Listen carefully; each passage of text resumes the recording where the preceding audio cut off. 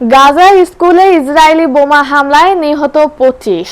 ফিলিস্তিনের গাজায় অব্যাহত ইসরায়েলি নৃশংসতা ও নির্বিচার হামলা যেন থামছেই না। পুরো গাজা এলাকা জুড়ে মানুষের লাশের সংখ্যা ক্রমে বেড়েই চলেছে। মৃত নগরীতে পরিণত হয়েছে গোটা গাজা এলাকা। ফিলিস্তিনের অবরুদ্ধ গাজা উপত্যকায় বাস্তুচ্যুতদের জন্য ব্যবহৃত একটি স্কুলে বোমা হামলা চালিয়েছে দখলদার ইসরায়েলি সেনারা। এতে কমপক্ষে 25 জন নিহত হয়েছেন। হামলার শিকার ফাহমি আল জারাজাবি স্কুলটি একটি আশ্রয় কেন্দ্র হিসেবে ব্যবহৃত হয়ে আসছিল এবং সেখানে বহু মানুষ আশ্রয় নিয়েছেন।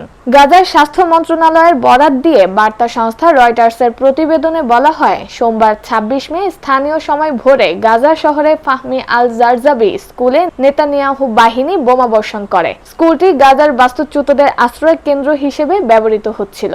সোশ্যাল মিডিয়ায় ছড়িয়ে পড়া কয়েকটি ছবিতে পুড়ে যাওয়া মৃতদেহ দেখা গেছে, তবে রয়টার্স তাৎক্ষণিকভাবে এগুলো যাচাই করতে পারেনি। স্কুলে ইসরায়েলি হামলায় নিহতদের মধ্যে 2 জন রেড ক্রস কর্মী এবং এক সাংবাদিকও রয়েছেন। নিহতদের মধ্যে মাত্র 11 বছর বয়সী গাজার কনিষ্ঠতম সোশ্যাল মিডিয়া ইনফ্লুয়েন্সার ইয়াকিন হাম্মাদও রয়েছে।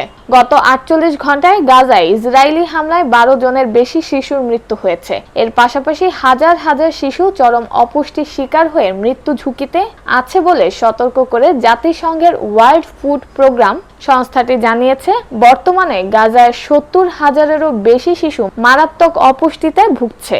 এদিকে বোমা বর্ষণ ও স্থল অভিযান আরও বাড়িয়েছে ইসরায়েল। এতে মাত্র এক সপ্তাহেই প্রাণ হারিয়েছেন প্রায় 600 জন। মধ্য গাজার দেইর আল বালা শহরে একটি আশ্রয় কেন্দ্র হিসেবে ব্যবহৃত তাঁবুতে হামলায় এক মা ও তার সন্তানরা নিহত হয়েছেন। এদিকে স্পেনের নেতৃত্বে 20টি দেশ মাদ্রিদে একত্রিত হয়ে যুদ্ধ থামানোর জন্য আহ্বান জানিয়েছে। স্পেন বলেছে, এই যুদ্ধের আর কোনো যৌক্তিকতা নেই।